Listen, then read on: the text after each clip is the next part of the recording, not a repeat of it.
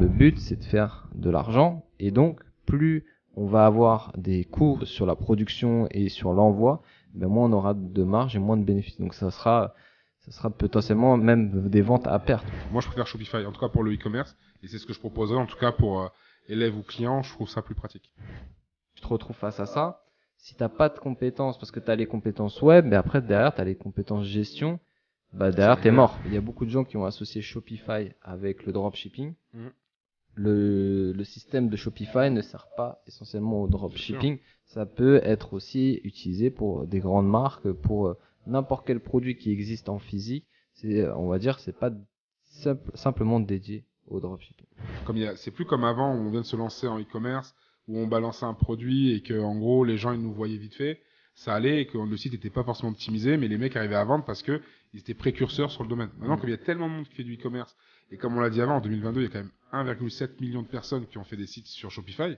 Ben là concrètement, il faut cumuler les deux. Aujourd'hui, j'ai l'immense plaisir d'accueillir un invité de marque, Florent Pontiac, un véritable maestro de la communication et du développement web. Ensemble, nous plongerons dans les coulisses de l'e-commerce en explorant les meilleures pratiques, les innovations récentes et les stratégies gagnantes pour propulser vos business en ligne. Salut Flo. Salut Bastien, comment vas-tu ? Ça va depuis la dernière fois. On se retrouve aujourd'hui pour parler d'une nouvelle thématique. On va essayer d'approfondir certains sujets parce que la première fois qu'on s'est vu, on avait fait un podcast un peu sur toi, ton parcours, etc.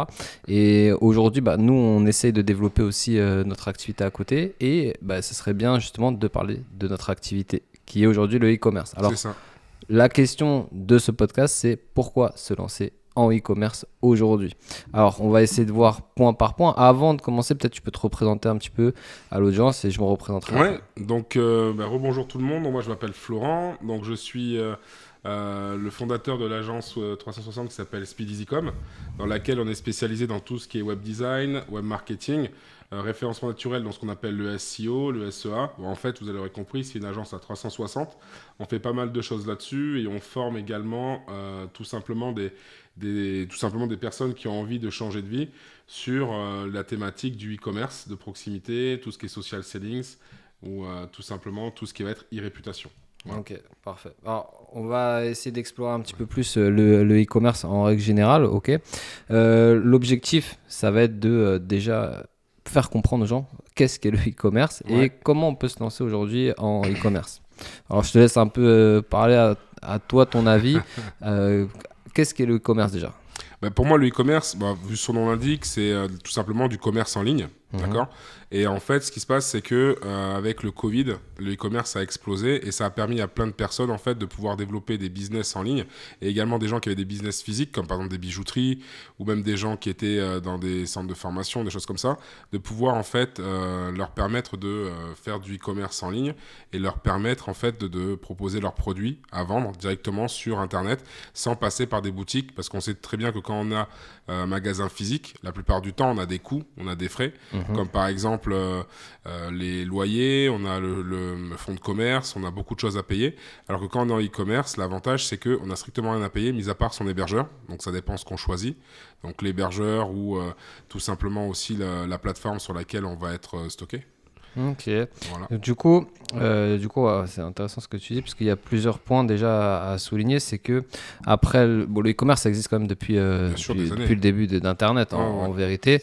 Sauf qu'avant, bien sûr, il y avait beaucoup moins cet engouement autour du e-commerce. Les gens commandaient beaucoup moins en ligne parce que c'était pas une habitude. Et il y avait aussi ce problème de sécurité, je pense, par rapport notamment aux cartes de crédit, où au début du e-commerce, il y a eu beaucoup de piratage de cartes de crédit. Donc c'est ça, on va dire les bases du e-commerce. Ça a commencé à se développer dans les années 2000 et puis aujourd'hui, avant le Covid, il y avait quand même déjà beaucoup de transactions en ligne. Je pense en 2015. Je pense vraiment l'émergence du e-commerce, elle a commencé quand la plupart de la population avait un smartphone. De mon point de vue. Ça leur a permis de développer justement. Et de commencer à acheter plus facilement en ligne. Et ensuite, il y a eu cette phase de Covid où les gens, ils ont pris l'habitude, on va dire, de commander en ligne. Et ce qui a permis aussi à certaines personnes qui avaient des business physiques de se dire, ah ok, si demain je dois fermer, comment est-ce que je peux vendre mes produits ? Et donc, ils sont tournés vers la solution e-commerce. E-commerce, tout à fait. Donc ça, c'est des points intéressants. Après, tu as parlé un peu de plateforme. Alors aujourd'hui, pour ceux qui ne connaissent pas forcément comment on peut se lancer en e-commerce, il y a peut-être encore des personnes qui ont des freins par rapport à ça parce qu'ils se disent il faut engager une agence web qui fasse le design, qui fasse l'architecture de mon site. Est-ce que tu penses qu'aujourd'hui en e-commerce, on a des alternatives à ça, à un développement web standard? En fait, donc, tous ceux qui veulent se lancer dans l'e-commerce, effectivement, comme tu l'as dit et tu l'as souligné, à la base, si on fait appel à une agence, ça peut coûter très très cher. Donc en fait, il y a eu des entreprises qui ont créé en fait ce qu'on appelle maintenant des systèmes no-code, comme par exemple Shopify, qui est pour moi le plus utilisé. Il me semble que j'ai vu un rapport qui disait qu'il y a plus de 1,7 million de personnes en 2022 qui ont utilisé en fait Shopify pour créer des e-commerce. Donc ce qui est plutôt énorme. Faut savoir que le no-code, c'est tout simplement, on n'a pas besoin de personne, d'accord, pour coder. On a juste besoin, en fait, d'avoir un compte en banque pour juste avoir le prélèvement de l'application, donc qui est, il me semble, de 29 € par mois. Shopify, ouais. Pour Shopify. Shopify a augmenté. Ils ont augmenté, mais j'ai vu que sur certains profils, ça a encore à 29 €. Et sinon, c'est 39 € effectivement depuis les nouvelles mises à jour qu'ils ont fait. Exactement. Mais ça dépend des profils. J'ai vu que ça en fonction des clients. Moi, il y avait encore le 29 qui apparaissait. Mais je pense que ça doit dépendre du contrat qu'ils ont pris au tout départ. Mais en fait, l'avantage de Shopify, c'est qu'on peut tout interconnecter. Tout ce qui est, par exemple, les pixels, tout ce qui va être les analytics par rapport à Google Ads. Avant ça, il y a aussi tout ce qui est gestion de stock, gestion de commande, gestion client. En fait, c'est un mix pour ceux qui sont dans le commerce, qui nous écoutent aujourd'hui. C'est un peu un mix entre un CRM, un ERP et une boutique en ligne qui permet de... C'est un tout en un, c'est ça, c'est un tout en un, il y a tout dessus. Et j'ai vu aussi un autre rapport qui disait qu'il y a des sites quand même de certaines notoriétés qui utilisent ça, donc des célébrités comme Kylie Jenner, les Beckham, qui eux ont leurs sites qui sont faits sur Shopify. Il y a même des rappeurs connus comme Orelsan ou Medine qui eux-mêmes ont des magasins de vêtements qui sont sur Shopify. Donc ça prouve aussi que même certaines personnes qui ont une certaine notoriété utilisent Shopify pour développer leur business. Donc ça montre à quel point c'est assez facile à utiliser. Et ça montre aussi que quelqu'un qui est totalement novice, qui veut lancer son business dessus, sur Shopify, que ce soit un site pour le e-commerce donc traditionnel, ou sinon même le dropshipping ou autre, il peut en fait tout simplement utiliser cette navette-là. Okay. D'accord. On fera un petit point sur le drop tout à l'heure, mais ce qu'on pourrait souligner maintenant, c'est, tu as parlé d'abonnement, donc c'est une formule d'abonnement par mois, 39 €. Dans notre activité, on sait que... certaines personnes, potentiellement, ça peut être un frein, cet abonnement de 39 € par mois. Est-ce que tu peux me parler un peu des alternatives à ça pour lancer un site e-commerce? Parce qu'en fait, Shopify, bien sûr, comme tu as dit, c'est une plateforme tout en un qui est la plus facile et performante en même temps. Du système, Mais bien sûr, il y a des coûts à côté. Alors après, il faut analyser en termes de volume de vente, en termes de plein de choses, si ça reste intéressant ou pas de dépenser 39 € par mois. D'un point de vue, on va dire, de personnes qui sont dans l'industrie, on va se dire que c'est rien du tout. Ouais, mais pour quelqu'un qui débute, peut-être que 39 €, ça va être un frein. Est-ce qu'il y a des alternatives moins chères, des alternatives peut-être du même standard qu'on pourrait utiliser? Il y a différentes alternatives. Par exemple, tu peux soit payer un abonnement où tu payes une fois par an, comme par exemple avec WordPress, que tu peux stocker sur un hébergeur comme OVH, Bluehost ou Yonos, et voilà que tu peux héberger ton site.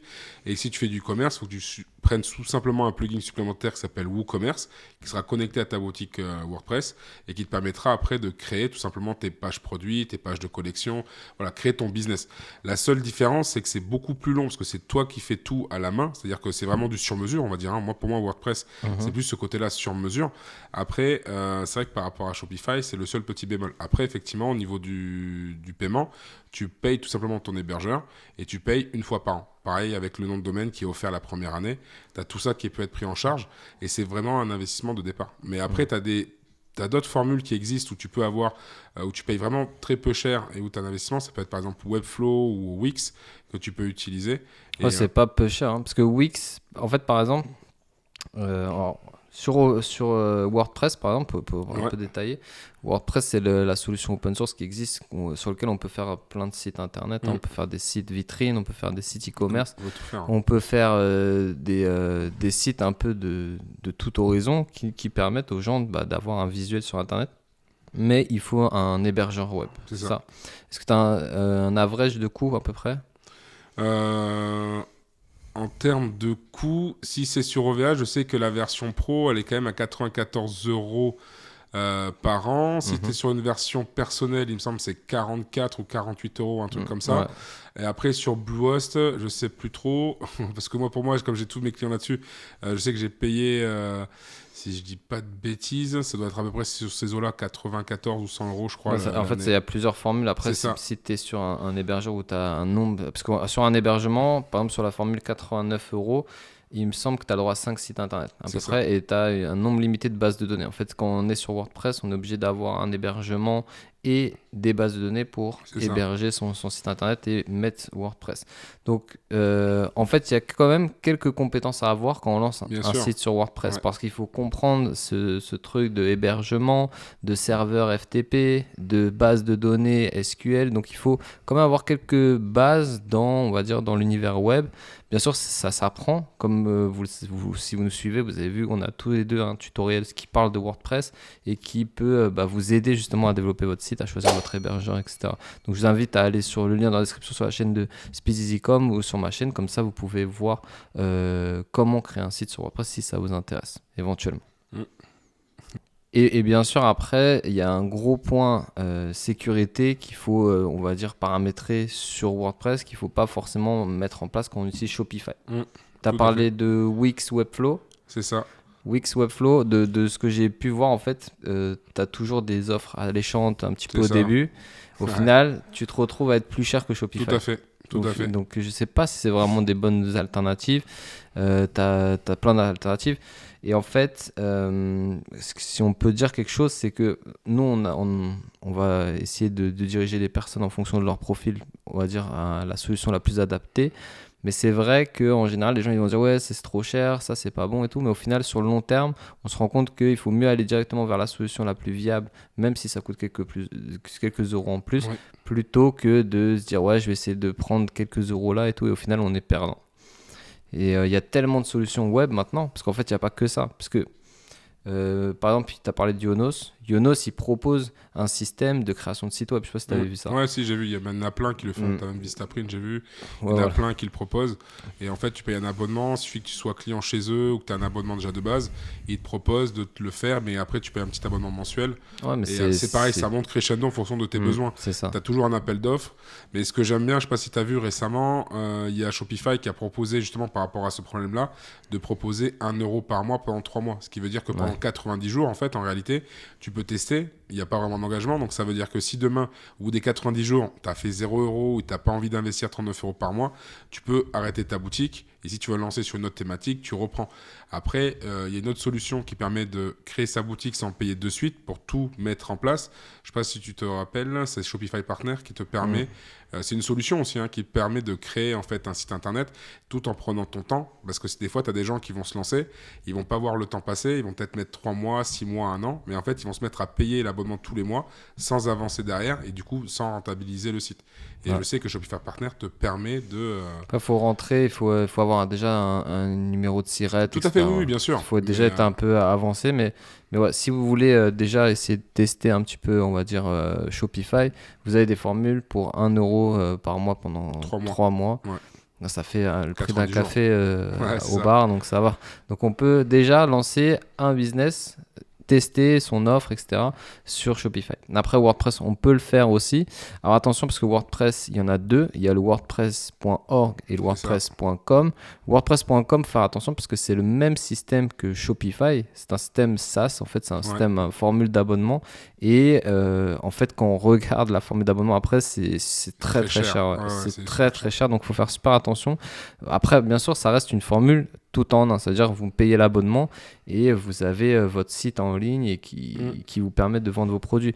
Mais c'est vrai que ça reste très cher et je pense que la meilleure solution, si on veut vraiment, on va dire, passer sur quelque chose de plus économique, même si c'est un peu plus dur à prendre en main, c'est WordPress. Alors après WordPress, c'est quelque chose qui nécessite, on va dire, de la maintenance, de la gestion, parce qu'il y a des mises à jour récurremment, il y a des problèmes, des bugs. Moi, par exemple, il y a un plugin qu'on utilisait sur WordPress, pour l'anecdote, c'est un plugin qui n'avait pas fait une mise à jour, il y avait une faille, et il y a un hacker qui a piraté plus d'1 million de sites. Et du coup, tu as tous les sites qui pouvaient plus être accessibles, où tu avais des virus, des redirections et des choses comme ça. Tu vois. Donc, c'est en plus avec un plugin que beaucoup de sites utilisent. Je le connais aussi, j'ai eu le même problème.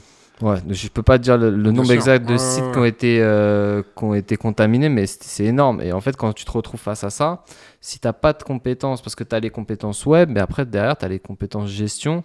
Et on va dire, si tu n'as pas de compétences sur les virus, sur la cybersécurité, bah derrière, t'es mort. T'es mort. Parce que le problème, c'est que ton site, il est contaminé. C'est-à-dire qu'il y a des gens qui rentrent sur ton site, ils se redirigent vers d'autres sites. En fait, c'est compliqué après. Donc, ça t'engage des frais annexes. Alors que quand tu es sur Shopify, en général, tu n'as pas ces problèmes. Ouais, c'est assez sécure. Pour avoir fait plusieurs boutiques sur Shopify, j'ai jamais eu ce problème-là de sécurité. Alors que sur WordPress, j'ai plusieurs clients qui ont eu le problème où tu as une grosse fenêtre rouge qui apparaît, qui dit que danger et tout ça. Et tu as beau regarder ce qu'il y a. Et en fait, c'est, comme tu l'as dit, le plugin en question qu'il faut virer et faire les mises à jour pour que ça puisse se mettre à jour et être fonctionnel correctement. Ouais. Après, ceux qui ont des intentions de pirater les sites, ils vont essentiellement vers WordPress parce que déjà, c'est 80% des sites internet qui sont créés sur WordPress. Il faut le savoir. Hein. C'est quand même là où il y a le plus de personnes qui font leur site internet. Mais bien sûr, il y a des failles et il faut faire attention. Alors que Shopify, c'est un peu plus cher, mais ça reste beaucoup plus sécurisé parce que c'est sur leur serveur. C'est ça. Les extensions, elles doivent être vérifiées, certifiées, alors que sur WordPress, tu peux mettre un peu tout ce que tu veux. En fait, tu n'es pas obligé d'avoir une extension certifiée WordPress pour la mettre dessus. Donc, déjà, il y a ces choses-là qu'il faut prendre en considération. Okay. Donc, du coup, pour finir sur la plateforme, on recommande plus Shopify. Pour le e-commerce, plus Shopify. Plus simple, plus rapide. Et comme je te dis, avec la nouvelle promotion qu'ils ont mis en place, 1 € pendant 3 mois, tu peux quand même tester, comme tu l'as dit, ton produit, ou tu peux tester ta technique ou ce que tu veux pendant 90 jours. Tu as quand même le temps de faire quelque chose de propre, tu vois, et de tester derrière. Donc moi, je préfère Shopify, en tout cas pour le e-commerce. Et c'est ce que je proposerais, en tout cas pour élèves ou clients. Je trouve ça plus pratique. Ok. Donc maintenant, on va prendre en considération qu'on a choisi la plateforme sur laquelle on a développé notre site internet. Il y a plusieurs types de profils qu'on a pu rencontrer. Donc, pour vous contextualiser, avec Flow, on forme des personnes à lancer leur activité en ligne sur Internet, donc e-commerce. La plupart des personnes qui viennent nous rejoindre dans notre processus de formation, c'est des personnes qui soit partent de zéro, donc qui n'ont pas du tout de produit, qui n'ont pas de projet, mais qui souhaitent faire une reconversion professionnelle par exemple. Et on a des personnes qui sont des commerçants aussi, qui ont déjà un produit. Donc pour les personnes qui ont déjà un commerce, un business en ligne, c'est plus facile parce qu'ils ont déjà leurs produits, leur stock, leur clientèle, donc c'est beaucoup plus simple.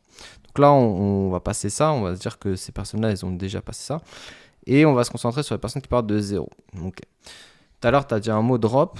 C'est un mot un peu dangereux à dire, mais on va le dire. Ouais, ça, on n'a pas peur. Ouais, on est fous. On est des ouf, on n'a pas peur. Mais du coup, il y a plusieurs solutions pour se lancer, on va dire, en e-commerce. Il y a la solution de se dire, ok, moi, je veux me lancer on va reprendre l'exemple des bougies, parce qu'on en parle souvent. Je vais lancer une boutique de bougies. Je vais aller chez un fournisseur, je vais acheter 1000 produits, 1000 bougies, je vais les étiqueter, je vais faire un packaging, etc. Donc ça, c'est on va dire la version standard du commerce qu'on peut digitaliser. Maintenant, on a la solution où on peut tester des produits sur notre boutique en ligne avec le système de dropshipping. Est-ce que tu peux expliquer déjà un peu c'est quoi le dropshipping pour ceux qui ne connaissent pas potentiellement? C'est assez populaire maintenant, on va le dire. Mais il y a peut-être encore des personnes qui Alors, je vais l'expliquer assez rapidement. Donc, le dropshipping, en fait, c'est tout simplement un client qui va aller sur ton site acheter un produit. Ce produit-là, après toi, tu vas tout simplement payer ton fournisseur pour qu'il l'envoie directement à ton client. Donc, en fait, ça veut dire que, par exemple, demain, tu as créé un site de bougies. Je vais aller sur ton site acheter la bougie. Toi, ensuite, via des applications qui sont intégrées à Shopify, tu vas le commander directement chez ton fournisseur. Ton fournisseur en question aura l'adresse de ton client, il aura tout. Il y aura déjà un packaging parce qu'en fait, l'avantage de Shopify quand on fait du drop, c'est qu'il y a un message qui est envoyé au fournisseur pour dire de ne pas mettre de publicité ou des choses comme ça. Et en fait, ça envoie directement le packaging, donc directement ton produit au client. C'est-à-dire qu'en fait, toi, tu t'occupes de rien du tout, si ce n'est en fait faire la transition. En fait. Et ça, c'est plutôt pratique. Mais après, le dropshipping, en fait, ça existe même en France. C'est-à-dire que il suffit tout simplement de trouver un fournisseur qui te donne sa clé API par rapport à une clé API, en fait, c'est un bout de code qu'on va te donner pour mettre sur ton site web, qui permettra, quand un client passera sur ton site, envoyer l'information tout simplement à ton fournisseur, voilà, qui lui, après, va préparer la commande et l'envoyer. Donc, ça veut dire que c'est également du drop, mais différent. Après, ouais, c'est du drop, mais comme tu dis, en France, c'est ça. En France, donc ça veut dire que normalement le drop, on le fait dans quel pays plutôt? En général, le drop, c'est surtout la population, la plupart du temps, c'est l'Asie. Les gens passaient via AliExpress, ça se fait toujours aujourd'hui.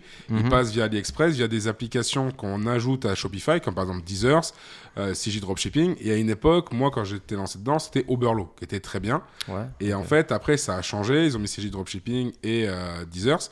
Deezers, c'est quand même une application qui est ultra utilisée. Je crois qu'ils ont 5 étoiles et ils ont plus de 18 000 avis, ce qui est énorme dans ce domaine-là. C'est l'outil le plus utilisé. Et en fait, il fait la transition grâce à un plugin qu'on intègre à Google Chrome. En fait, tout simplement, les produits qu'on a besoin sur AliExpress, on fait un clic et bim, ça envoie directement à la boutique sur Deezers, qui lui, après, l'envoie directement sur la boutique Shopify. Ça, c'est sur boutique Shopify. Voilà. Après, ça, on peut le faire aussi sur WordPress maintenant. Ouais, tout à fait. J'ai vu que Deezers fonctionnait également sur WordPress. Après, je t'avouerai que j'ai plus testé sur Shopify, donc j'ai pas envie de dire n'importe quoi, mais je sais que c'est possible sur WordPress. Je sais pas si toi tu as déjà essayé sur WordPress. J'ai déjà essayé, donc ça marche de la même manière. Façon. Alors, juste un point, il y a beaucoup de gens qui ont associé Shopify avec le dropshipping. Le système de Shopify ne sert pas essentiellement au dropshipping. Ça peut être aussi utilisé pour des grandes marques, pour n'importe quel produit qui existe en physique. On va dire, c'est pas simplement dédié au dropshipping. Donc ça, c'est vraiment un point qu'il faut dire, parce qu'on a souvent eu des gens en formation Shopify qui disent « Ouais, moi je vais faire du drop sur Shopify. De toute façon, Shopify, c'est pour faire le drop. » J'ai vu un article qui a parlé justement des grosses entreprises qui utilisaient par exemple Shopify. Par exemple, Kylie Jenner, qui a sa marque de cosmétiques, elle est sur Shopify. Le site des Lakers, donc de basket, pareil, également sur Shopify. Le site de Beckham et celui de sa femme, pareil, ils sont également sur Shopify. Donc en fait, c'est que, et comme tu l'as dit, c'est que c'est pas que pour du drop, c'est aussi pour des gens qui veulent faire du commerce, parce que comme le processus de création et que tout est interconnecté et qu'en termes de coûts, c'est pas énorme. Et on peut gérer les stocks également. On peut même gérer les boutiques physiques. Ça veut dire que je sais qu'il y a Decathlon aussi qui avait fait ça, où en fait, tu mettais les boutiques directement. Tu peux en mettre jusqu'à 1000 de boutiques. Et du coup, en fait, ça veut dire qu'une grosse entreprise prend, par exemple, le gros forfait, peut mettre, s'il a 50 boutiques, c'est 50 boutiques, les stocks exacts de chacune de ces boutiques. Et en temps réel, en allant sur l'application, il peut voir en fait toutes les stats de chacune des boutiques, laquelle performe le plus, laquelle le fait moins, les stocks qui restent à tel endroit pour l'envoyer. Tu vois, c'est vraiment très très très optimisé et c'est d'où le prix, parce qu'ils ont refait ça depuis les nouvelles mises à jour. Et en fait, maintenant, tu peux vraiment tout customiser. Et en fait, il y a un nouveau truc qui arrive sur Shopify avec les nouvelles mises à jour, c'est que tu peux faire des sites e-commerce. Tu peux faire les sites, comme on a dit, vitrines, donc de services. Tu vois, des gens comme nous qui veulent faire du web design, on peut le faire dessus avec les nouvelles mises à jour.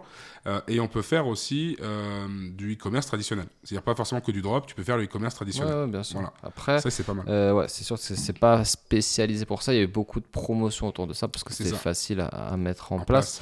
Donc du coup, on a vu que pour faire ce système de vente, pour se lancer, on pouvait utiliser des plateformes comme AliExpress qui nous permettaient de mettre en ligne des produits et de gérer en fait l'aspect communication. En gros, c'est ça, c'est gérer l'aspect design et communication et pas s'occuper du stock. Alors, il y a des avantages puisqu'on le voit, c'est facile et rapide puisque en fait, tu peux être chez toi en caleçon, faire ton site, mettre des produits en ligne que tu n'as jamais vus et les vendre. Alors maintenant, c'est quoi les désavantages d'utiliser ce système de drop ? Moi, perso, quand tu fais du drop, moi, ce que je préconise, c'est d'abord de vérifier les fournisseurs. Parce qu'effectivement, quand ça s'est lancé, je crois que c'était vers 2006-2008, je crois, quand ça s'est lancé, il y a eu du grand n'importe quoi qui a été fait. C'est pour ça que le dropshipping a été diabolisé et que les gens se méfient de ça et disent c'est une arnaque.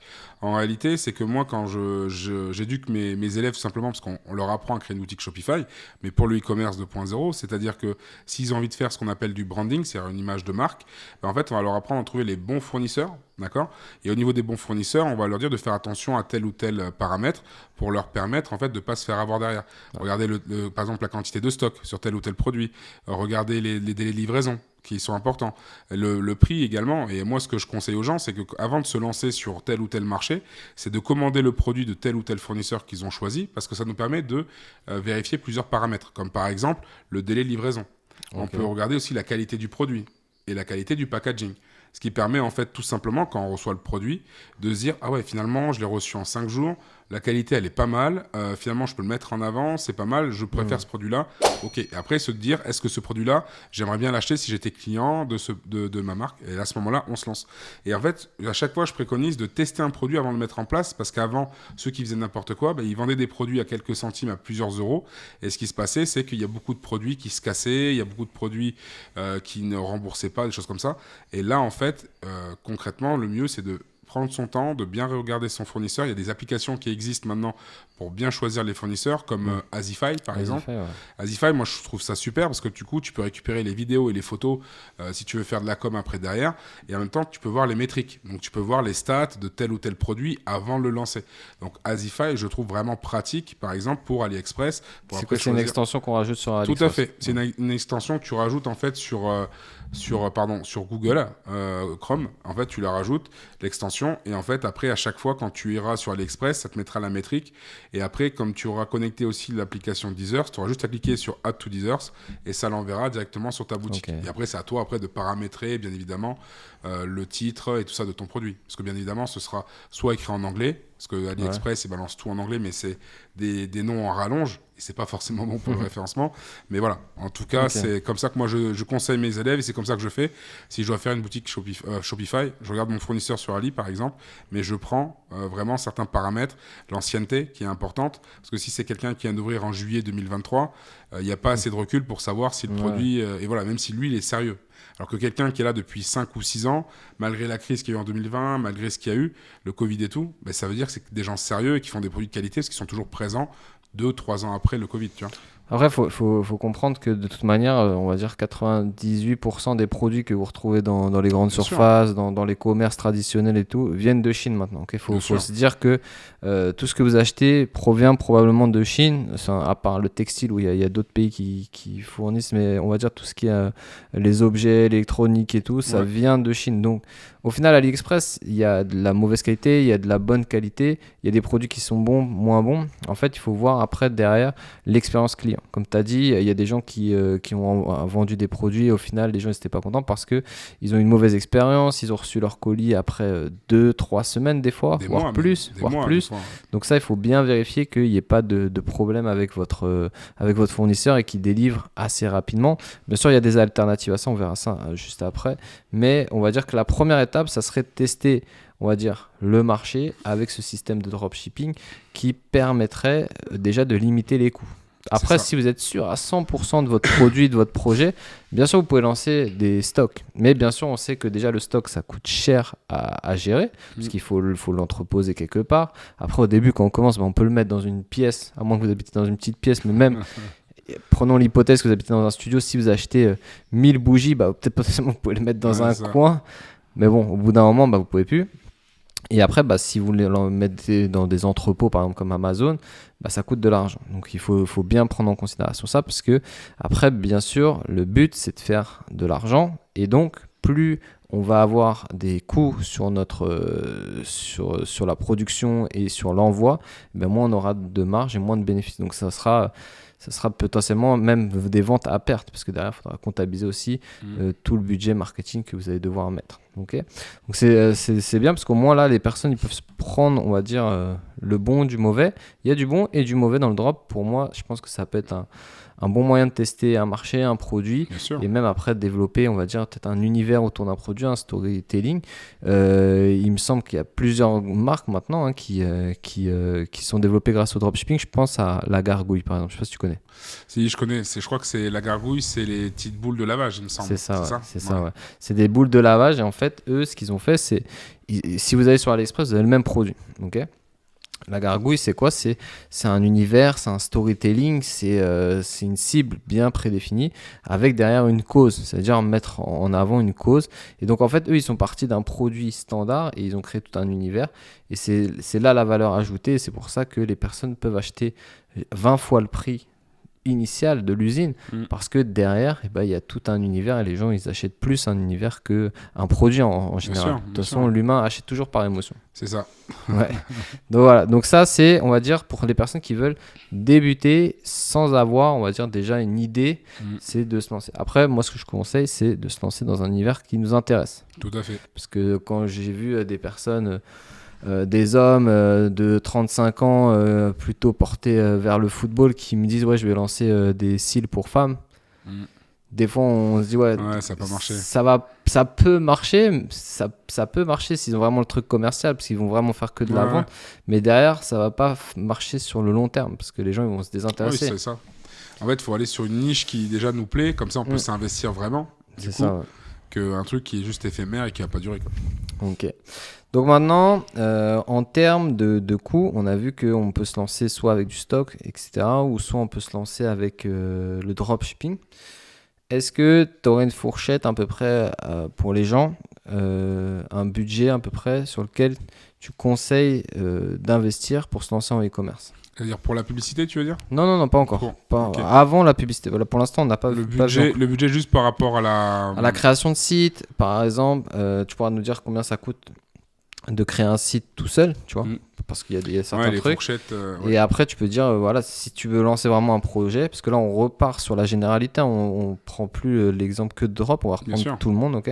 Si par exemple, j'ai un commerçant demain qui dit, ok, c'est intéressant d'ouvrir une boutique Shopify, mais moi, ça m'intéresse d'avoir la gestion des commandes et tout, mais tout ce qui est développement, ça m'intéresse pas. Donc, je vais le déléguer à quelqu'un qui va me le faire. Donc, voilà. Donc, ça, il faut prendre la généralité. Imagine-toi que je te dis, voilà, j'aimerais bien développer un site e-commerce. Qu'est-ce que je peux faire? Soit je développe tout seul, j'ai tant à payer, je dois acheter un thème, je dois pas acheter un thème, ou alors je passe par une agence, combien ça me coûterait? Et après, derrière, en coût plugin, peut-être qu'il y a des extensions que tu peux donner qui sont indispensables, comme Elementor si tu dis WordPress. Bien sûr. Mais après, tout va dépendre. Si on part sur Shopify, ce qui est cool, c'est que dès le départ, en fait, si tu n'as pas un budget monstre, ça doit te coûter une quarantaine d'euros par mois, tout simplement, l'abonnement mensuel. D'accord. Dans l'abonnement mensuel, en fait, il est intégré donc l'hébergeur. Tu vas avoir tu vas encore rajouter entre 15 et 20 euros pour acheter le nom de domaine. Parce qu'il faut acheter le nom de domaine. Donc, expliquez un peu c'est quoi le nom de domaine. Alors le nom de domaine, c'est par exemple quand on va sur Google et qu'on tape Nike.fr. Par exemple, tu tapes Nike et en fait l'URL en haut qu'on aura, par exemple, c'est Nike.fr ou .com. C'est le nom de domaine. En gros, c'est le nom de ta marque ou de ta boutique. C'est ce que les gens vont taper sur Internet pour te retrouver. D'accord. Par exemple, moi, SpeedEasyCom, les gens tapent SpeedEasyCom sur Google, automatiquement, ils me retrouveront, ils cliquent dessus, ils accèdent à mon site web. D'accord. Pareil, s'ils vont sur un site e-commerce comme Nike, comme Azos ou n'importe, les gens ont juste à taper ça sur Google et c'est ça qu'on appelle un nom de domaine. C'est en fait le nom de ta marque, le nom de ta boutique. Et en fait, certains CMS comme WordPress ou Shopify, ça va être gratuit ou payant. Donc, concernant Shopify, c'est payant, donc on paye un supplément et le supplément qu'on va payer, ça va être en fait en fonction de si c'est un .fr, un .com, un .io et ainsi de suite. Et à ce moment-là, ça va coûter 19, ça peut coûter entre 14, il me semble, et 21 ou 25 euros le nom de domaine. Ça dépend de l'extension, en fait, .com, .fr. C'est ça, ça dépend de ça. Après, mis à part ça, en termes de coût, on va dire que le template que tu vas utiliser, donc un template, c'est tout simplement un modèle qui est déjà saturé pour créer ton site internet. Donc, par exemple, sur Shopify, tu en as 12 qui sont gratuits. D'accord. Les plus utilisés, celui qui te met par défaut, c'est un qui s'appelle Down, qui est plutôt pas mal. Et ensuite, on a Craft, Sense, voilà, il y en a plein.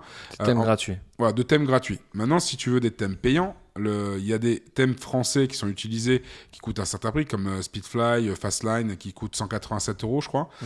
Mais par contre, si tu pars sur ceux que Shopify va te proposer, ça peut monter jusqu'à plus de $350 pour un thème. Donc, ce qu'il y a, c'est que en gros, si tu veux te lancer, tu as juste besoin finalement de tes 39 euros par mois pour l'abonnement, payer une fois les 15 ou les 25 euros pour le nom de domaine parce qu'en fait tu le payes une fois par an, d'accord.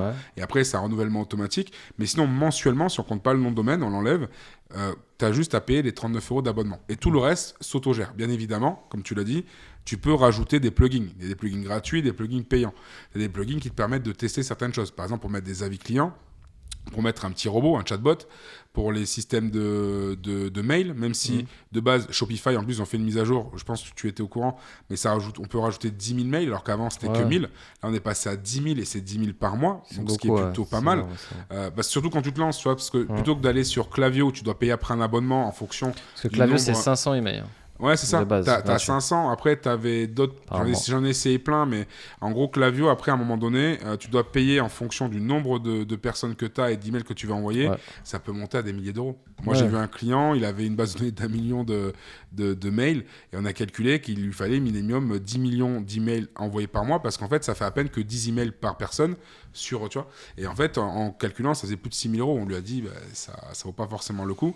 Ouais. Mais après, il a pris une autre méthode. Mais voilà, il y a des applications qui peuvent être gratuites qu'on peut mettre en place pour créer des pop-up, pour créer des alertes sur les pages produits. Bref, c'est vrai que pour ça, Shopify, c'est du Lego. C'est que tu arrives, tu customises, c'est plutôt simple. Bien évidemment, c'est bien de se faire accompagner pour pas faire d'erreurs par rapport à certaines choses à mettre en place. Mais c'est vrai que de base, c'est plutôt pas mal. Après, ça peut te coûter un petit peu plus cher si on part sur sur WordPress, pardon. Et au niveau de WordPress, tu vas payer ton hébergeur. Donc, comme on l'a dit, ça peut varier en fonction de ce que tu veux faire. Ça peut aller d'une quarantaine d'euros à plus de 90 euros parce que tu as le pro, mais tu as plusieurs versions de pro. Tout dépend, bien évidemment, si tu fais du e-commerce ou pas. Parce que si tu fais du e-commerce, comme tu l'as si bien dit, il faut quand même avoir de la place au niveau de l'hébergeur pour pouvoir stocker, que ce soit les photos, que ce soit des données, voilà, la data. D'accord. Après, tu rajoutes des page builders, donc comme Elementor. Elementor, il me semble que c'est passé à 59 euros. Ouais, le premier prix. Ouais. Voilà, le premier prix est à 59 euros. On a droit à un site. Après, je crois qu'il y a 99 pour 3 sites. Après, il y a 299. Je crois que tu as 25 sites. Ouais. Et après, 1000 euros, ouais, ça, c'est 999, mais tu en as 1000, je crois. C'est un truc comme ça. Ouais, ça vaut le coup, mais ça, c'est plutôt pour les grosses agences. Mais quand tu te lances, en fait, tu dois payer un peu plus, quand même, je trouve, sur. Après, même si c'est pour l'année, mais l'instant T, quand tu arrives, on part du principe qu'on veut créer un truc e-commerce. Donc, on part sur un site e-commerce. Donc, on va prendre, par exemple, OVH. Donc, le pro, il est à 94 euros, le forfait d'hébergement. Ouais. Ensuite, derrière, le nom de domaine, bon, ce qui est cool, c'est qu'il est offert la première année. Ensuite, derrière, tu dois prendre Elementor Pro. Donc, Elementor, bon, tu l'as gratuit, mais forcément, quand tu l'as en pro, ça débloquera beaucoup de choses, même par rapport à WooCommerce, quand tu vas l'ajouter. Donc, le plugin e-commerce. C'est indispensable. C'est ça. Et ça, tu rajoutes 59 euros. Donc, en gros, on arrondit à 60 et on arrondit à 100. Donc, tu dois 160 euros, en gros, d'un côté. Et donc après, il faut rajouter le thème. Parce que sur WordPress, il faut savoir que les thèmes gratuits ne sont pas top. Non, ils ne sont pas ouf du tout. Donc, il faut mieux avoir un thème payant qui coûte 60 euros, entre 60 et 80 euros. Après, tu peux le trouver sur des plateformes, sur Evento Element, tu peux le trouver. Et toi, tu en as une autre plateforme ThemeForest, moi je dis. ThemeForest, ouais. ThemeForest, c'est. En fait, ThemeForest, c'est là où tu as tous les templates vraiment de sites. Que tu peux après customiser. Après, bien sûr, quand on fait son premier site WordPress et qu'on met un thème, ça fait un peu peur parce qu'il y a plein d'options et tout. Après, au fur et à mesure, on commence à s'habituer, mais la plupart des sites WordPress sont construits à partir de thèmes et après sont customisés. De toute façon, on peut très vite le voir. Hein. Donc, c'est rarement des personnes qui partent de zéro et qui font tout le site. C'est rare. C'est ça. C'est très rare. Et donc, du coup, à partir de ça, il faut se dire qu'on a quand même un investissement de à peu près de 200 euros. Hein. Oui, facile. À peu près 200 euros de base. Et il faut. Après, Shopify, bien sûr, au fur et à mesure, ça va arriver au même prix. Mais toi, sur Shopify, juste un truc, tu conseilles de partir sur un thème gratuit ou payant de base? Si tu n'as pas beaucoup de moyens, tu peux partir sur un thème gratuit. Donc, parce qu'en fait, tu peux vraiment le customiser comme tu as envie. Tu as même des photos si tu n'as pas des photos de produits par rapport aux bougies. Shopify a des photos en fait libres de droit qui te permet d'avoir pour pouvoir customiser ton site au mieux, tu vois. Mais moi perso, partir au début sur un gratuit et dès que tu commences à avoir les finances, partir sur un payant, parce que l'avantage des payants, c'est qu'en gros, tu peux mettre des pop-up supplémentaires, tu peux choisir les couleurs carrément pour tout ton site, des couleurs totalement différentes, customiser chaque produit différemment, chaque page différemment. Tu vas avoir des choses qui vont se mettre en place assez facilement, des bannières actives qui vont faire défiler, des trucs pour les fêtes de Noël. Voilà, il y a beaucoup de choses qui se mettent en place, qui ont déjà été codées et qui te permettent d'aller plus loin. Moi, celui que j'utilise, c'est Speedfly, qui est plutôt pas mal. Je l'utilise déjà depuis 2019 et je trouve qu'il est vraiment puissant parce que au niveau de l'évolution qu'il y a eu au début où je l'ai pris et maintenant, En fait, on peut faire beaucoup de choses. Ils ont rajouté plein de codes. Avant, en fait, j'allais sur leur site YouTube qui s'appelle Speedycom, où on était obligé en fait de voir, je crois que c'était Diego qui faisait les vidéos pour le code HTML. Donc ça veut dire qu'on devait encore entrer dans le code, modifier, et c'est comme ça que ça me permettait, quand on avait un gratuit mais que j'avais pas encore les finances pour faire les choses, j'étais obligé en fait d'aller voir les vidéos tutos sur YouTube, coller les codes, faire pareil, mais ça prenait un temps fou parce qu'en fait toi à la base tu codes pas, tu débarques, tu veux créer ton site web, tu es un débutant, pour toi c'est du chinois et du coup tu fais du copier-coller, mais des fois, tu loupes une ligne, c'est la galère. Mais là, tu dis, mais putain, qu'est-ce que j'ai fait? Heureusement, ce qu'il faut faire tout le temps sur Shopify te permet de sauvegarder avant de toucher au code. Du coup, ça veut dire que si tu as un truc, ton site, tu l'as fait bugger, tu as juste à supprimer et reprendre l'autre. Donc ça, c'est plutôt pratique. C'est un conseil que je donnerais déjà, de toujours sauvegarder avant de faire et de toujours dupliquer aussi avant de toucher au code. Ok. Et alors, maintenant, on repart sur le côté plus commercial. Toi, de ton côté, ça serait quoi à peu près les coûts d'un site sur Shopify e-commerce en termes de développement pour quelqu'un qui veut lancer son activité et sur WordPress? Si on part du principe que c'est sur Shopify, ce sera du 39 € par mois. Ça lui coûtera. Alors que dans l'autre côté... Toi, si tu dois développer pour quelqu'un? Moi, si je dois développer, ça va dépendre du nombre de produits, mais on va dire qu'une fourchette de prix pour le e-commerce, si je dois développer le site pour quelqu'un, ça peut aller ça dépend du nombre de produits, donc ça peut aller de 2500 à plus de 20 000 €, parce que si la personne me dit j'ai 1000 produits à mettre en place, tu vois ce que je veux dire, ça dépend. Ça varie, mais en général, un site e-commerce, en fonction du nombre de produits, tu peux en trouver...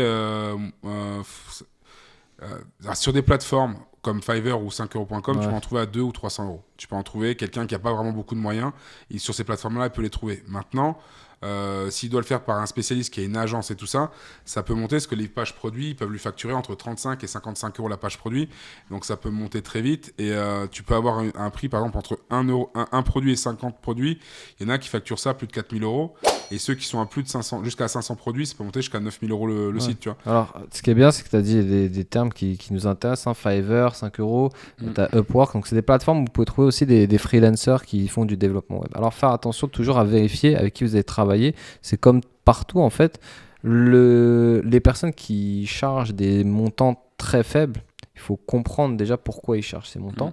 Est-ce que quelqu'un qui travaille pour 200 € et qui fait 440 heures de travail, par exemple, est-ce qu'il est rentable? Non, je pense pas.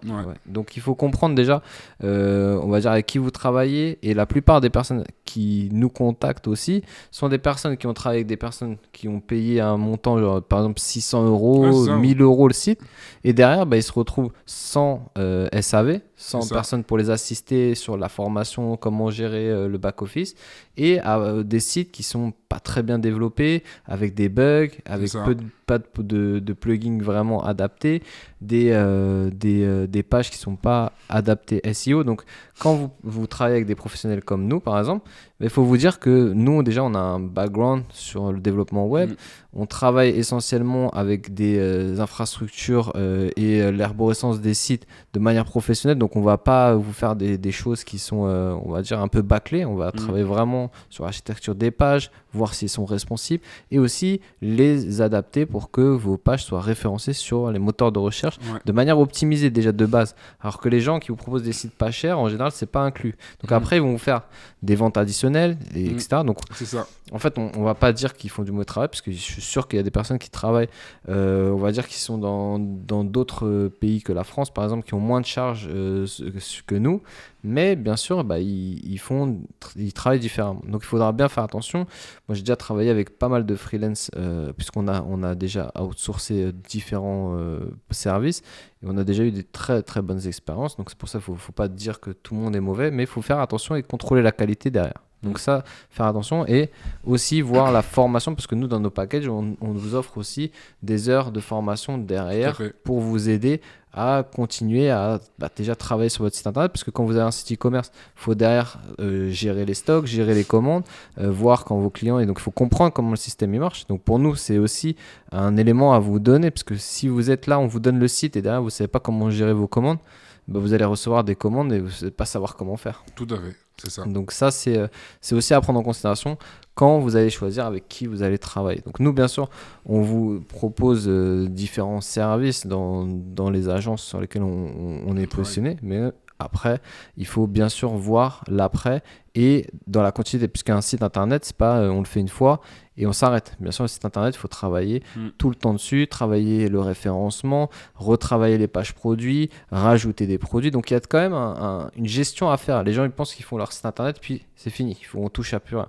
Et c'est pour ça que des fois, on va sur des sites et on se retrouve sur des sites des années 2000 qui ne sont pas encore adaptés au mobile. Et les gens, ils ont complètement abandonné le truc. Et c'est ça qui est dommage. Ouais. Donc, c'est à mettre en avant. C'est à mettre en avant parce que c'est indispensable de continuellement mettre à jour son site, revoir le design, comprendre qu'est-ce qui se fait à l'heure actuelle. Et en général, un site internet, il faut le remettre à jour tous les 2-3 ans maximum. Ouais. Après, bien sûr, si vous êtes vraiment sur l'acquisition digitale et que vous travaillez sur l'UI UX et que vous voulez avoir des performances, il y a des personnes qui changent leur site internet tous les jours. Ils font des modifs, ils font des testings, ils changent des couleurs. Par exemple, Amazon a changé je ne sais plus combien de milliers de fois son bouton. Je crois que c'est 4 ou 5 000 fois pour avoir la bonne couleur, le bon bouton. Sur le bouton ajouter, acheter au panier, Et cette couleur, ce design, cette taille et tout ça, je crois que c'était ça. Donc c'est Amazon, il a engagé des ingénieurs pour dire, voilà, travailler sur l'optimisation du taux de conversion. Et les ingénieurs, ils ont défini que telle couleur, après 5000 tests, était la bonne couleur pour leur marketplace et pour que le taux de conversion soit plus favorable que sur une autre couleur. C'est vraiment un travail de fond. Bien sûr, un indépendant, par exemple, ne va pas engager des gens pour faire ça. Bien sûr. Il ne va pas comprendre ça. Après, bien sûr, il y a des... On va dire, il y a pas des normes, mais on va dire qu'il y a une généralité qui s'est faite avec la couleur, par exemple sur le bouton d'achat plutôt vert ou orange. Donc on va essayer de jouer là-dessus, mais on va dire que dans la continuité, des sites comme Apple, Nike, des grosses entreprises payent des personnes juste pour regarder le site et essayer de l'optimiser et essayer d'augmenter les ventes et augmenter le parcours client. Parce qu'il faut comprendre qu'un site e-commerce, c'est aussi un parcours client. C'est-à-dire que les gens, ils rentrent sur le site comme dans une boutique physique, sauf qu'il n'y a personne pour les aider, pour les guider. Ouais, il y a ça, il y a ça. Donc, il faut optimiser déjà l'expérience client sur le site internet, que ça soit facile à aller voir les produits, facile à aller sur les collections, retrouver la page d'accueil facilement, trouver une page contact facilement, avoir un chatbot ou même un live chat, pas forcément un chatbot, pour avoir essentiellement un contact avec quelqu'un. Ça peut permettre de convertir en voiture. Tout à fait, parce qu'il va poser des questions, il va voir que c'est un humain qui est derrière, qu'on prend en considération sa demande, et après tu pourras convertir et plus aisément. Ça évite les paniers abandonnés. Exact. Donc là on est un peu sur ça, les extensions. Quelles sont les extensions à ton avis indispensables sur un site e-commerce ? Je pense qu'il faut une extension... Pour tout ce qui est e-commerce, je pense qu'il faudrait mettre en place, par exemple, le plugin là, qui est pour les pixels, Facebook et Instagram. Ça, c'est important, ça nous permet de savoir qui a cliqué à quel moment.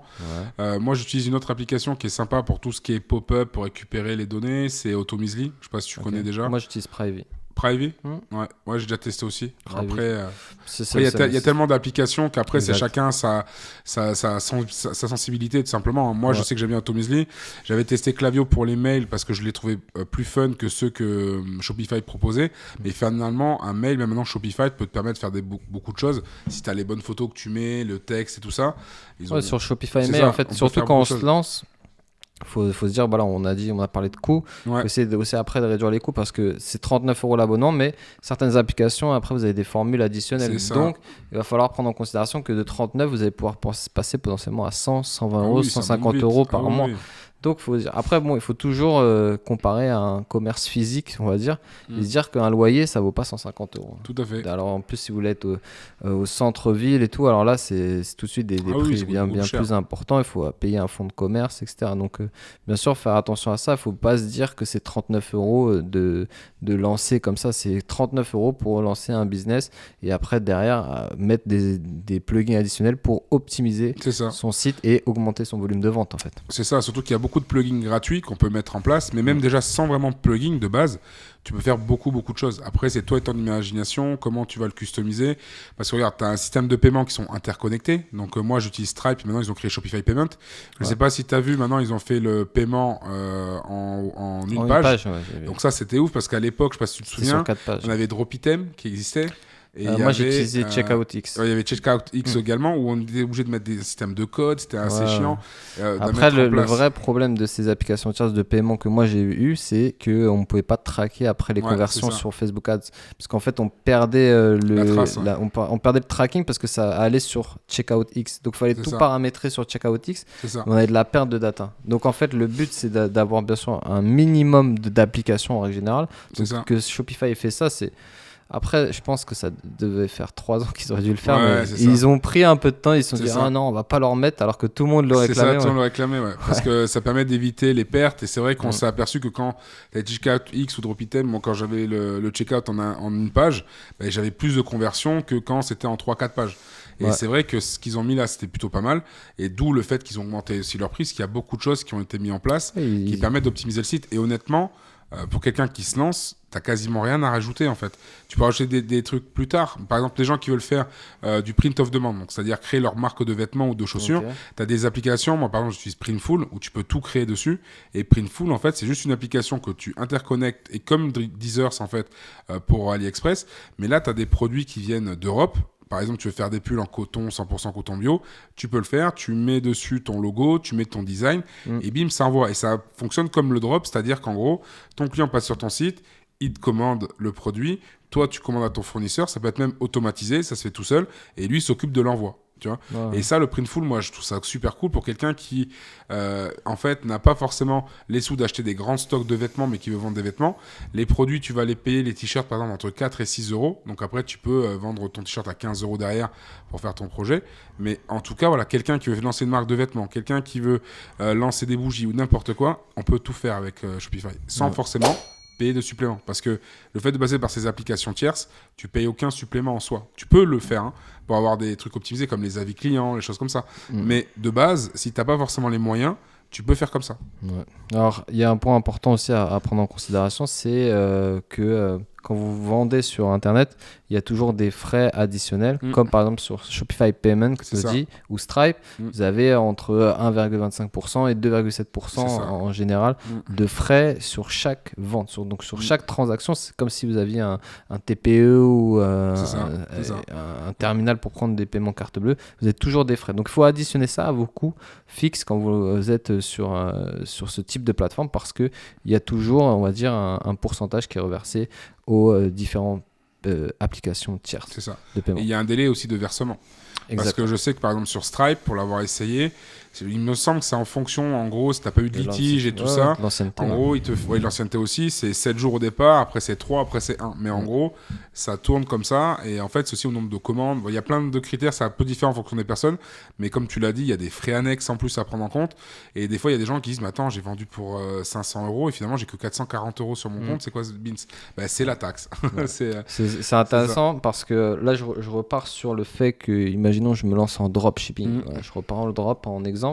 Il faut prendre en considération que si vous lancez par exemple des publicités pour avoir de l'acquisition client derrière, vous avez des ventes, il faut avoir un fonds de roulement pour payer les pubs, pour payer les fournisseurs, pour envoyer les colis à vos clients, et vous n'allez pas recevoir l'argent directement. Donc il faut bien prendre en considération que vous allez dépenser, on va dire par exemple vous avez 10 ventes et que vous devez payer 5 euros, donc ça vous fait 50 euros, vous avez 100 ventes, vous êtes à 500. Donc là, vous allez dire, ok, je dois donner l'argent au fournisseur, mais moi, mon argent que j'ai de mon client, je ne le reçois pas avant 3 semaines des fois. Parce qu'au début, là, par exemple, PayPal ou Stripe, il peut vous bloquer 2-3 semaines l'argent. Même plus, parce que s'il vous demande une vérification. Pour PayPal. Mais en gros, il faut avoir un fonds de roulement important au début quand on se lance en drop, parce que si derrière, vous n'avez plus d'argent pour payer vos fournisseurs, les clients ne vont pas recevoir leurs commandes, puisque vous n'allez pas pouvoir les passer.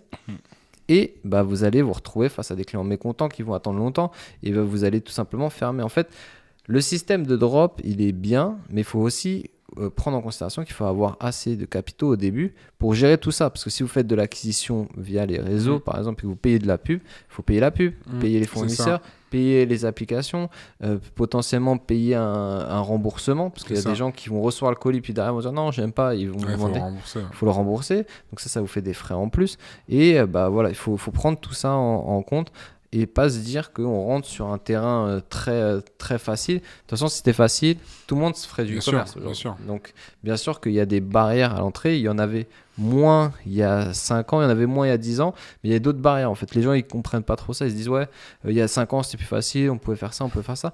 Mais il y a 5 ans en arrière, Shopify c'était pas aussi développé. Il y a 10 ans en arrière, il y avait même pas Shopify, donc il fallait créer son site de toutes pièces sur WordPress et tout ça. PrestaShop aussi, c'était ouais, et puis il y avait moins de communication autour, il y avait moins de personnes qui faisaient des tutoriels autour, donc il fallait payer des formations plus cher potentiellement, aller peut-être en école pour apprendre à coder. Et voilà, en fait, il y a 10 ans, 15 ans en arrière, c'était pas plus facile. En fait, c'était plus dur, encore plus dur, parce qu'il y avait des barrières avant d'y aller. Maintenant, il y a moins de barrières parce qu'on peut communiquer aussi plus facilement. On peut aller sur les réseaux et déjà toucher des audiences. Avant, on devait passer par la télé, la radio, les journaux. Donc voilà, donc il y a plein de trucs. Donc, tout ça, c'est juste pour recontextualiser et on va dire aux personnes qu'il y a quand même un effort à faire. Et surtout aujourd'hui, en 2023, aujourd'hui on tourne en 2023, il y a tout quand même des knowledge à avoir, c'est-à-dire des compétences avant de se lancer. Donc là, on a parlé qu'on pouvait lancer ça, mais au final, on va lancer son activité, il faut apprendre le commerce, il faut apprendre la gestion de stock, il faut apprendre à développer un site internet, il faut apprendre la facturation aussi, on n'a pas parlé de ça, mais il faut apprendre à facturer, les systèmes de TVA. C'est ça. Il faut apprendre où est-ce qu'on vend, est-ce qu'on envoie depuis l'Europe, etc. Qu'est-ce qu'il faut faire. Les différents marchés sur lesquels on va être. Si c'est à l'étranger, il faut avoir justement la SKU, tu sais, le code pour l'envoyer par il faut, en tout cas, il y a plein d'éléments à prendre en considération aujourd'hui en e-commerce et pour être dans les lois, parce qu'au final on peut faire ce qu'on veut en e-commerce, on lance son site. Bien sûr. Derrière il faut aussi se dire qu'il y a la police du web qui peuvent contrôler est-ce que vos mentions légales sont bonnes, est-ce que les clients sont bons, est-ce qu'il n'y a pas des personnes qui se plaignent de vous, et là derrière si vous avez un contrôle et qu'il y a des choses qui vont pas, qui rentrent pas dans les clous, vous avez des amendes. Donc ça aussi faut se dire qu'il y a des risques aussi d'être on va dire en infraction par rapport à la loi si on fait tout et n'importe quoi. Donc c'est pour ça que c'est important d'être accompagné et formé. Tout à fait. Donc voilà. Dernier, donc là on a vu un peu tous les aspects, on va dire, de développement du site. On va passer sur la partie com. Ok. Aujourd'hui, donc j'ai développé mon site internet. On a vu que je pouvais le développer tout seul, que je pouvais passer par une agence, que je pouvais avoir mon propre propre commerce et passer sur un format digital, et aussi trouver des produits sur des plateformes comme AliExpress et lancer mon activité. Maintenant, comment je fais pour que les gens me connaissent ? Il y a différentes solutions. Soit tu pars sur pour qu'ils te connaissent. Si on part sur on va commencer par le gratuit, par exemple. Si on part déjà sur du gratuit, c'est une stratégie marketing qui s'appelle le SEO, donc le référencement naturel. D'accord, pour nous connaître, c'est tout simplement, c'est plus complexe que les gens disent, c'est-à-dire c'est pas que mettre des mots-clés. D'accord, il y a un système qu'on appelle de backlink, c'est quand des sites parlent de nous, en fait, de notoriété. Il y a des petites astuces pour retomber sur des sites connus, comme par exemple avec Facebook, Instagram, les autres sites comme ça, ou même les pages jaunes et tout ça, parce qu'en fait on peut mettre tout simplement l'URL de notre site web, d'accord. Après on a aussi la possibilité de se faire connaître via tout simplement les réseaux sociaux, donc c'est ce que les gens utilisent le plus, donc Instagram, Facebook, Pinterest, TikTok, voilà, il y a beaucoup de possibilités de se faire connaître aussi. Donc là, du coup, ça va amener des gens en organique parce que ça va dépendre de nos posts, tout simplement. Donc si on fait le système du SEO, comme je l'ai dit juste un peu avant, donc on peut faire aussi des articles de blog, on peut faire les mots-clés, on peut optimiser sa page web, les titres, bon, bref, il y a beaucoup de choses. Le maillage interne. C'est ça, le maillage interne qui est très important, c'est-à-dire que si on fait un article de blog, par exemple, sur les vêtements, le fait d'avoir le bouton vêtements qui redirige vers une collection de vêtements, voilà, ainsi de suite. Si on parle de coton, pareil, ainsi de suite. Voilà, avoir le maillage interne qui soit assez performant par rapport à ça, ça va être tout simplement des liens internes qui redirigent vers d'autres pages du site web. Après, on a aussi, comme je te l'ai dit juste après, les réseaux sociaux, donc je les ai déjà cités, mais après tu peux faire aussi ce qu'on appelle de la publicité payante, donc le SEA, ou de la pub avec Facebook Ads, qui est plus ciblée sur de l'intérêt client. Et si on part sur l'intérêt des gens, en fait, pour interagir avec telle ou telle thématique, et si on part sur Google Ads, qui lui est plus ciblé sur les mots-clés. Voilà. Et après, ça te permet de promouvoir ton site web, soit en payant, donc ce qu'on appelle le SEA, soit sans payer, mais à ce moment-là, qu'avec de l'organique, mais c'est en créant une stratégie SEO avec du contenu de qualité et en créant des contenus sur les réseaux sociaux qui nous permettent de générer des gens ou des prospects qui auraient envie de venir sur notre site web ou d'être curieux pour acheter même déjà. Comme tu peux connecter le plugin Facebook et Instagram, tu peux même transformer ton Instagram en boutique ou ta page Facebook en boutique également. Les gens ont juste à cliquer, tu tags un produit sur ta photo, ils cliquent dessus, ils peuvent acheter en direct. Ouais, c'est vrai. Bah, ça, par exemple, on reprend SEO. Donc, le SEO, c'est indirectement, vous allez automatiquement être sur les moteurs de recherche quand vous créez un site internet. Puisque Google va voir que votre boutique, elle est en ligne. Vous allez le mettre sur Search Console Engine pour référencer votre site, pour indexer votre site plutôt. C'est ça, l'indexation. Et derrière, vous allez apparaître sur certains mots-clés. On va dire, même si vous n'avez pas optimisé, potentiellement, base, si vous êtes par exemple sur une niche où il y a très peu de monde, qu'il y a 4 concurrents, obligatoirement vous allez être dessus. Mais bon, ça arrive très, très, très peu, parce que maintenant il faut se dire qu'il y a des concurrents partout. Donc ça, et donc travailler sur l'architecture des pages, le maillage interne, et aussi vous avez Google Shopping, qui est gratuit en fait. Indirectement, vous avez juste à mettre une extension pour connecter le Google Merchant et vous pouvez vendre vos produits. Quand vous avez fait si vous êtes sur internet, vous faites une recherche d'un produit, vous tapez bag et par exemple vous allez avoir des images avec des bags directement. Ça c'est il y a du payant et du gratuit aussi. Donc c'est des outils quand même qui vous permettent d'avoir de la visibilité gratuitement sans avoir à payer un c'est ça. Donc après on peut passer ça, on va dire que c'est initialement ce que on fait, mais bon, on peut l'optimiser et augmenter. Bien sûr, il faut se dire qu'une stratégie SEO, c'est 6 mois, 1 an minimum. Ouais, c'est ça. Pour être bien référencé, on va dire pour commencer à apparaître sur la première page. Sauf si tu fusionnes les deux stratégies. Là, ça va un peu plus vite. Ouais. Si tu as bien fait ton site en SEO et que tu fusionnes avec le SEA, tu fusionnes les deux. Automatiquement, comme tu as payé pour envoyer des gens sur Google qui vont aller sur ton site web, automatiquement Google va se dire « Oh putain, ce site il est intéressant, il y a des mots intéressants, il y a beaucoup de monde, on va l'augmenter, son contenu doit être sympa. » Et automatiquement, ça va faire levier. Et en fait, après, force à force, tu vas avoir de plus en plus de monde, tes articles de blog vont être référencés, ton site va être référencé, mais bien évidemment, tu vas payer. Mais si tu fais pas le SEO, tu fais que de la pub payante, le jour où tu as hâte de payer, il n'y a plus personne sur ton site et du coup, tu convertis plus. C'est pour ça que c'est vrai que moi je pense que les deux sont complémentaires. Pour bien fonctionner maintenant, c'est plus comme avant où on vient de se lancer en e-commerce, où on balançait un produit et que en gros les gens ils nous voyaient vite fait, ça allait et que le site n'était pas forcément optimisé, mais les mecs arrivaient à vendre parce qu'ils étaient précurseurs sur le domaine. Maintenant, comme il y a tellement de monde qui fait du e-commerce et comme on l'a dit avant, en 2022, il y a quand même 1,7 million de personnes qui ont fait des sites sur Shopify, là concrètement, il faut cumuler les deux. C'est la nouvelle stratégie. Ça prend plus de temps. Mais c'est la nouvelle stratégie, avec les métadescriptions, mettre en place pour le SEO, avec, comme tu as dit, le maillage interne, tout ça. Je pense que les deux sont complémentaires aujourd'hui. Donc deuxième stratégie, les réseaux sociaux. Donc on a la possibilité de poster sur Instagram gratuitement, c'est vrai, Facebook, Instagram, TikTok, Pinterest, peu importe. Après, on va dire son persona, on va dire son avatar client. On va dire que peut-être que sur TikTok, on aura un autre type de public que sur Pinterest. Pinterest, ça reste un moteur de recherche aujourd'hui pour moi, en plus qu'un réseau social, parce que quand vous tapez par exemple décoration Noël, vous allez tomber directement sur des pages de Pinterest. Si vous faites des tests, vous allez voir que Pinterest arrive souvent en premier. Donc il y a pas mal de gens qui ont développé des sites e-commerce essentiellement sur Pinterest. Bien sûr, c'est une autre stratégie, ça demande beaucoup de travail. Donc après, à vous de voir comment vous voulez développer vos projets.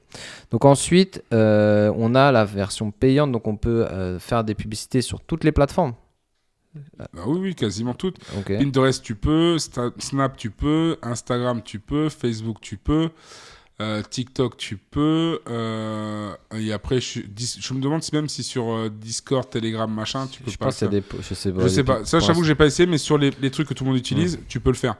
Donc les réseaux sociaux, ce qu'il faut savoir c'est que les réseaux sociaux et Google leur business model c'est la publicité, c'est à dire que ils sont rémunérés par les annonceurs publicitaires. Donc si Google existe aujourd'hui, c'est grâce à Google AdWords et les personnes qui payent pour être on va dire en premier résultat des moteurs de recherche. Et pour vous dire, sur certains mots-clés, je pense que sur bijouterie, bague de mariage par exemple, il y a des clics qui peuvent coûter jusqu'à 50-100 euros. Ah oui. Parce qu'en fait, il faut voir derrière le retour, puisqu'une bague de mariage, potentiellement, c'est entre 1000 et 2000 euros. Donc ils se disent, je suis prêt à payer 100 euros en fait pour avoir un client. Okay. Et en fait, Google, il sait à partir du moment où vous êtes prêt à payer un montant, de vous donner des visiteurs qualifiés quand même. Donc voilà, après bien sûr il faut connaître, il faut comprendre ces plateformes. Les plateformes comme Facebook, Instagram sont la même, mais par exemple Pinterest et TikTok, Snapchat marchent un peu sur le même principe de conversion avec différents objectifs de campagne. Si vous allez sur la conversion achat, vous pouvez créer des campagnes en fonction des intérêts. C'est la même chose en fait, à part Google qui est centré sur les mots-clés, mais les restes sont plus centrés sur l'intérêt ou les données démographiques par exemple. Donc ça, c'est les solutions. Et après, il y a un point que tu n'as pas souligné, c'est l'influence marketing. Ah oui, c'est vrai. Tu peux bosser avec des influenceurs et qui, eux aussi, peuvent promouvoir ton business. Donc après, il y a différents types d'influenceurs. On a les micro-influenceurs. On va dire que c'est ceux qui sont... C'est pas que la télé-réalité influenceur. Non, c'est ça. Okay. Un influenceur, là, il y a un nouveau truc qui est sorti, parce qu'avant, c'était un peu du grand n'importe quoi. Parce qu'en gros, tous ceux qui avaient à peu près 10, 15, 20 000 ou même 500 000 abonnés se disaient être des influenceurs parce qu'ils avaient une certaine audience derrière. Et en fait, le problème, c'est qu'il y a aussi Internet qui fait naître de nouveaux métiers, comme des gens qui vont avoir des profils ou avec des fausses personnes dessus. Ils ont des millions d'abonnés. Mais en fait, on voit que c'est des fakes dans le sens où, par exemple, tu as des gens, ils ont 20 000 abonnés, mais ils ont 20 000 personnes qui les suivent dans leurs vidéos. Ouais. Par contre, tu en as d'autres, ils vont avoir 1 million d'abonnés, il va y avoir 1000 pelés qui vont tout simplement suivre le truc derrière, tu vois. Et c'est là que tu commences. Mais certains sont fait avoir. Et maintenant, en fait, il y a un nouveau système qui a débarqué qui s'appelle les UGC. Je sais pas si tu as entendu parler. C'est en gros un système où tu as des entrepreneurs au niveau mondial, par contre. Donc, c'est des trucs au niveau mondial. Si par exemple, tu veux être sur le marché américain, tu peux avoir des micro-influenceurs. Ils n'ont pas des millions d'abonnés, mais c'est des gens qui, tu vas leur envoyer un produit, ils vont te faire des vidéos. Et ces vidéos-là, en fait, ils vont soit le reposter s'ils ont une certaine audience sur leur profil, mais ils vont également te les envoyer. Donc, ça veut dire qu'après, si tu veux faire ton offre marketing, tu sais, tes publicités avec des gens qui ont testé ton produit, qui avec leurs réactions et tout ça, tu peux les utiliser. C'est ce qu'on appelle les UGC. Donc, tu as un coût, c'est pas très cher, c'est à peu près 35 à 45 € la vidéo, tu vois. Donc, c'est beaucoup plus raisonnable que certains qui demandaient 2000, 3000 ou 4000 €. Ouais, en fait, ça te permet d'avoir un visuel avec des gens sur ton produit. C'est ça, mais tu as des vrais visuels, c'est-à-dire que les gens, tu leur envoies vraiment ton produit, ils le testent vraiment. Après, ils suivent un script. C'est sûr que si le mec il sait pas quoi dire, bah, tu lui donnes un script à suivre. Mais par rapport à avant, quand tu travaillais avec des micro-influenceurs, il fallait leur envoyer un produit. Si la personne, moi ça m'est déjà arrivé, hein, la personne te dit, elle veut garder ton produit, c'est un produit de mauvaise qualité, alors que tu sais très bien que c'est bonne qualité, parce que tu le portes, tout le monde l'a essayé, tu l'as déjà fait commercialiser, tu as des très bons retours. Ben, en fait, tu as des gens juste pour le garder, le produit, et pas forcément faire ce qu'ils ont dit, tu vois. Si tu n'as pas un contrat établi au départ, tu peux te faire avoir. Donc c'est pour ça qu'il faut bien cibler, et le fait d'avoir eu le système des UGC maintenant qui vient d'arriver, ça permet de contrôler ça et pas d'avoir des gens qui sont là à te mettre une carotte entre guillemets et qui peuvent t'avoir. Après, tu as différents types d'influenceurs. C'est sûr que si demain, je sais pas si tu as vu cette anecdote là du mec qui a perdu 400 000 € en donnant de l'argent aux influenceurs, le gars il avait donné je crois à Nabila. Projet X pareil. Je sais plus c'est quoi comme projet, mais c'était un vêtement. Le mec, il avait 400 000 €, il les a perdus en donnant à des influenceurs parce qu'il a mal fait son truc, mal fait son pitch. Après lui, je sais pas, parce que derrière sa com, elle a été portée un peu sur ça, sur le fait qu'il a... En fait, je pense qu'il a joué de ça, parce qu'il a beaucoup fait de la promotion influenceur, communication, il a envoyé un peu à tout le monde, et derrière, il a dû avoir, on va dire, peut-être un peu de perte, on va dire, par rapport à son truc. Il a dit, ok, je déstocke tout. Donc là, il a eu beaucoup d'engouement sur la vente, etc. Mais derrière, il fait quand même du chiffre. Il a pas mal. 400 000 quand même. Mais est-ce que c'est de perte nette ? Ouais, ça, mais en fait, ils ont dit, par exemple, Nabila, je crois qu'il a payé je sais plus combien de milliers d'euros, mais je crois qu'elle lui a rapporté que 3-4 000 €. Ouais, voilà, c'est ça. Ouais. Et en fait, c'est dans ce sens-là qu'il disait qu'il a perdu, parce qu'il a récupéré un peu de sous, mais pas du tout son investissement de départ. Mais c'est pour ça que je dis que les influenceurs, ça va prendre à la pincette. Mais ça, c'est les influenceurs télé. Voilà, télé. Parce que, mais c'est différent. Parce que lui, il a fait, il y en a plein maintenant qui se sont rendus compte. En fait, leur notoriété, elle a vraiment chuté. Quand ça a commencé, on va dire, leur premier placement de produits, les premières stories qu'ils faisaient sur des produits, bien sûr que ça a cartonné parce qu'il y avait personne qui le faisait. Après, derrière, il y a eu les controverses. Il y en a qui faisaient 10 placements de produits à la chaîne. Ouais. Et il y en a qui faisaient des trucs un peu bidons et qui envoyaient des produits un peu bidons. Ouais. Donc en fait, eux, ils faisaient que du chiffre sur les placements influenceurs. Ils contrôlaient pas trop ce qu'ils faisaient. Et du coup, après, les gens, ils ont perdu la confiance des gens. Et en fait, c'est comme dans le commerce. Une fois que tu perds la confiance des gens, tu perds ton business. Et eux, ils ont perdu la confiance de leur audience et ils ont perdu leur business. Tout simplement. En fait, c'est du commerce. Eux, ils n'ont pas compris que c'était eux leurs produits et qu'en fait, en s'affichant comme ça avec des produits que les gens leur envoyaient ou que les gens disaient « Ouais, vas-y, fais ça », ils ont perdu. Il y a des gens, ils ont même fait de la promotion pour des shampoings, les gens, ils perdaient leurs cheveux.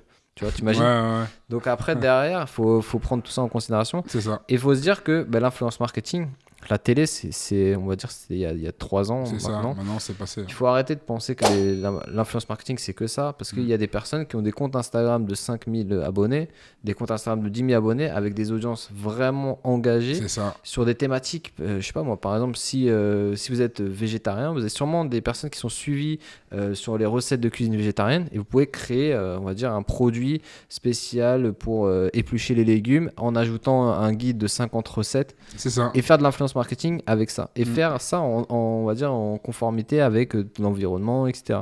Donc, c'est comment je vais amener mon produit avec quelle personne influente et derrière utiliser potentiellement les réseaux pour développer ma marque. Donc, pour moi, c'est aussi un bon levier de communication aujourd'hui, mais c'est sûr qu'il faut vraiment comprendre ce monde d'influence marketing et éviter de généraliser le fait que les influenceurs, c'est la télé-réalité, Marseillais, etc. Ouais, c'est pour ça que je te dis que les UGC, je trouve que c'est un bon compromis. Tu payes pas cher, tu peux lancer quelqu'un et tu as ton produit, tu peux avoir plein de vidéos. Après, mais tu n'as pas le fait d'avoir l'audience derrière. Tu n'as pas cet engouement. En fait, les UGC en question, quand ils font leurs vidéos, en fait, ils le font aussi devant leur audience. Donc, c'est-à-dire que si c'est un Américain qui a 15 000 ou 20 000 abonnés, les gens, ils le verront. Après, tu peux proposer des partenariats. C'est-à-dire qu'en gros, les codes, comment les rémunérer, ça peut être avec ton code promo, avec tant d'utilisation du code promo, je te reverse 20%. Bon, ça fait avec un contrat. Mais ça peut être une façon aussi de payer, une technique qui permet de payer un influenceur quand tu n'as pas l'argent, en disant si tu grâce à ton code, il y a tant de ventes, par rapport aux ventes que tu m'auras générées grâce à ton code promo, je te donne un pourcentage. Tu vois, ça peut être un système. Mais c'est vrai que les influenceurs, c'est un bon procédé quand tu veux te lancer, ça peut être pas mal. Ok. Bon, du coup, on a vu tous les aspects. En fait, après, l'aspect, on va dire, essentiel de votre commerce, c'est bien sûr de centrer votre commerce autour de votre client et autour de son expérience. Parce que sachez que le chiffre est dans la liste.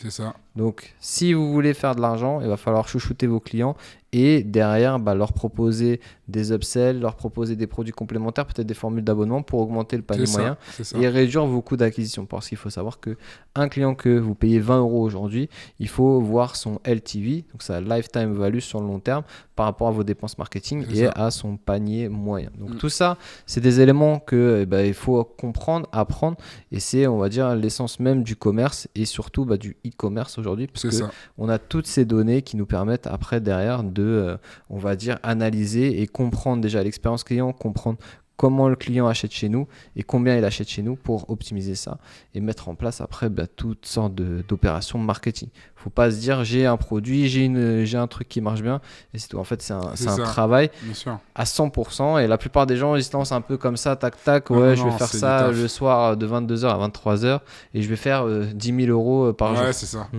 Ils ne voient pas tous les aspects du e-commerce, donc c'était super intéressant d'échanger aujourd'hui, je pense, par rapport à ça et montrer aux gens justement tous les points importants du e-commerce, parce que nous on travaille déjà moi ça fait depuis 2017 que je travaille là-dessus. Et toi, ça fait combien de temps ?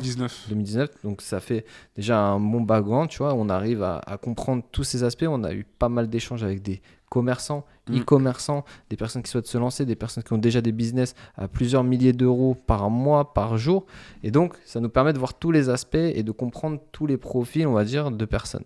Donc, c'est pour ça que c'est intéressant pour vous qui nous écoutez de voir ça et d'entendre ça de personnes qui sont dedans. Parce qu'il y a la plupart des personnes qui vont vous parler, oui, il y a ça, oui, j'ai vu ça sur YouTube, non. Ils ne connaissent pas vraiment, en fait, dans les détails, tous ces aspects-là. C'est ça. Donc c'était essentiel pour nous de refaire une émission, se concentrer là-dessus parce que comme je vous l'ai dit, nous on accompagne des centaines de personnes tous les mois et on a toujours les mêmes questions, toujours les mêmes points d'interrogation, toujours les mêmes on va dire personnes qui arrivent conquérants. Bon alors moi j'ai vu ça, je pense que ça le massage de la nuque là, je vais cartonner, je vais faire 100 000 € là, la première année.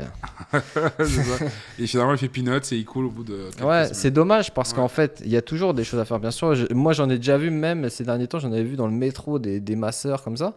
J'ai eu des personnes qui avaient lancé des produits similaires qui n'ont pas marché, des personnes qui ont lancé des produits qui vendaient à perte parce qu'au bout d'un moment, ils dépensaient trop d'argent, ils se disaient pas qu'est-ce qui va pas, ma pub, etc. Ils n'avaient pas en fait les compétences pour analyser. Donc ça, c'est aussi un knowledge à avoir, c'est l'analyse et comprendre derrière qu'est-ce qui marche pas et travailler là-dessus. Est-ce que tu as un mot de fin pour aujourd'hui? J'ai pas d'autres mots de fin. Après, peut-être une des questions qu'on aura au préalable, tu sais, je pense qu'ils ont peut-être parlé budget, pub, qu'est-ce qu'on préconise et tout ça. Bah tiens. En budget pub, de toute façon, par rapport à Facebook, quand on avait parlé avec eux et tout, ils préconisaient, avec l'engouement qu'il y a eu en 2020, de mettre à peu près un budget de 50 € par jour.